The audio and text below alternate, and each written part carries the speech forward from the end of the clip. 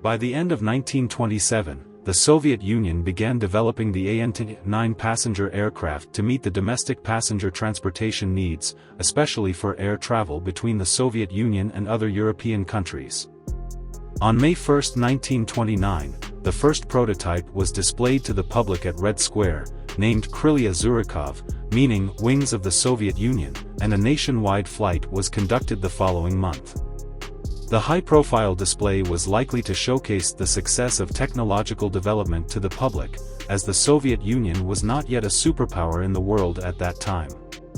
The AN-9 passenger aircraft can be broadly classified into two types. The first batch of 12 aircraft used a 3-engine configuration, while the subsequent production can be considered as the second type due to the insufficient power of the previous engines.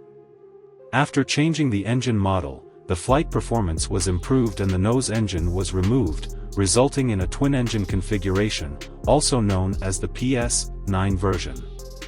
There are also some other submodels of these aircraft, but the variations are not significant.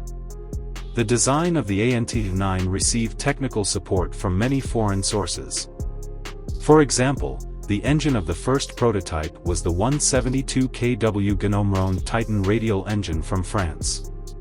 Due to insufficient power, it was replaced by the domestically produced M26 inline engine, which still lacked power and was then replaced by an imported 224 kW engine.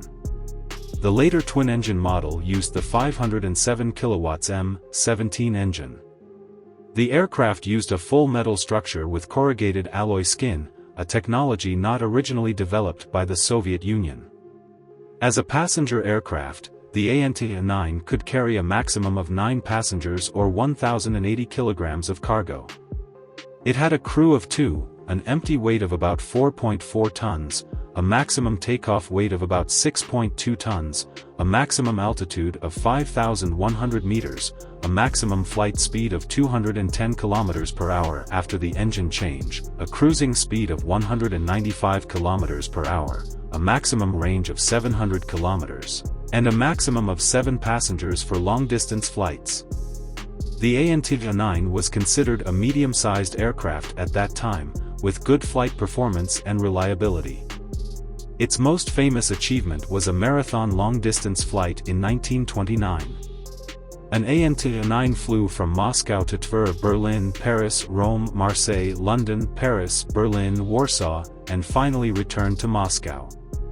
The flight took about 29 days, covering a total of 90,037 kilometers at an average speed of 177 kilometers per hour while carrying 8 passengers.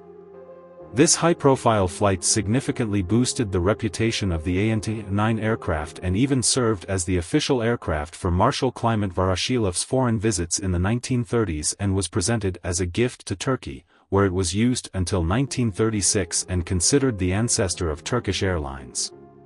Of course, the AN-9 also entered the military field, with some being equipped with basic self-defense weapons. One PS-9 was modified for use as a propaganda aircraft for paratroopers, featuring an additional plywood elongated nose with a crocodile pattern and a scale-like protrusion on the fuselage.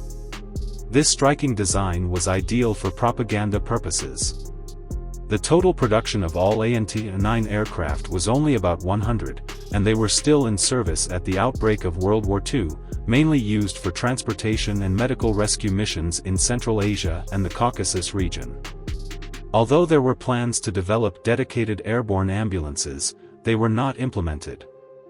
As an early Soviet aircraft, the AN-9 itself was reliable and was one of Tupolev's early outstanding works, playing an important role in the accumulation of technology.